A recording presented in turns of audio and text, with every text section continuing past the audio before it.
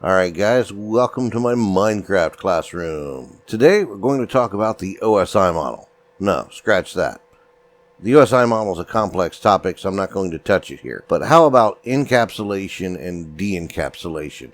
One of the big keys to the OSI model. Alright, so encapsulation and de-encapsulation. I've got a bucket, I've got some water. I want the water to be somewhere else, or I want to carry the water up there. So what I'm going to do is I'm going to go down here and I'm going to encapsulate the water in the bucket. And then I'm going to carry the bucket up these stairs and dump it or de-encapsulate it into this pit. And of course it's going to take a lot of water to fill this pit. So I'm going to have to go back and forth and encapsulate each one bucket of water at a time to go through. Now, what if I wanted to carry more than one bucket? Well, in that case, I might encapsulate the buckets in something else, giving us more layers of encapsulation. So, let's take a look at what that would be. All right, so what if we take our water and bucket and we encapsulate it in a minecart? So I can pick up multiple buckets of water and then go ahead and put them into the minecart. Now the water is encapsulated in the bucket, and now the buckets are encapsulated in the minecart. And then we can transport the minecart, send it on up to the destination, and it arrives at the destination where this little bit of somewhat failed redstone causes it to go through the funnel into the dispenser, and the dispenser attempts to dispense it into the water. Fortunately, Minecraft physics being what it is, the water is just dispensed in front, and it doesn't do anything like what I really wanted to do. I miss certain mods. But we can still manually de-encapsulate it from the dispenser, and then of course place it how we wish, de-encapsulating it from the bucket. But this is encapsulation, de-encapsulation. We encapsulate the water in the bucket because we can't carry water on its own. We encapsulate multiple buckets into the minecart because we don't want to carry them one at a time. And the redstone, if it all worked, could easily automate, okay, not easily, but could automate this whole process. And there is one other advantage to this, and that is that it doesn't have to be water. It could be lava. So we could encapsulate lava in a bucket, we could encapsulate snow in a bucket.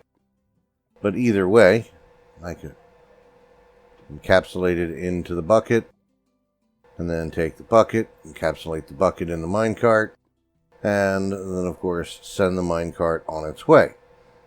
Still encapsulated in the minecart. When the minecart gets there, we can de-encapsulate it and then carry it over. And from the OSI model perspective, we can easily see this as a good analogy of the bottom two layers. There's no thought, no big decision-making processes. We're just taking the payload, the lava, the water, the snow, and we're putting it inside or framing it in the bucket. And then we're letting the bucket be physically carried from one location to another via the minecart.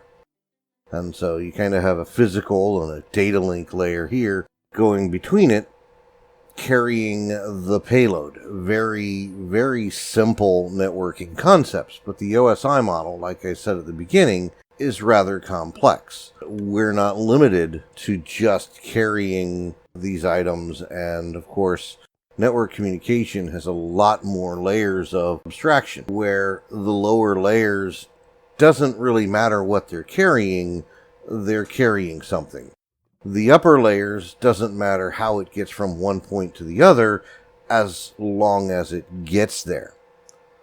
So on this, let's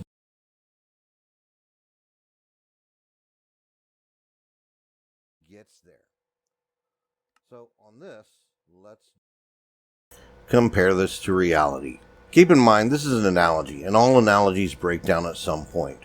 But looking at the OSI model, we have the physical layer, carrying the data from one point to another, like the player or the minecart. The data link layer, controlling the link, like the redstone was controlling the minecart movement. This includes the switching of tracks or loading and unloading of cart. Now, if that redstone was very complex and was able to make decisions, then we could go to the network layer, decision-making processes to route the traffic, to get it to its destination. If I had a complex network of minecart links and chests and everything else, there was some decision-making process, even if it was manual, then that would be the network layer. Now, the transport layer, comparing this to maybe the bucket, a little bit of an oversimplification, but kind of like UDP. Last, we have the upper three layers: session, presentation, application. These upper layers could also be seen as the bucket.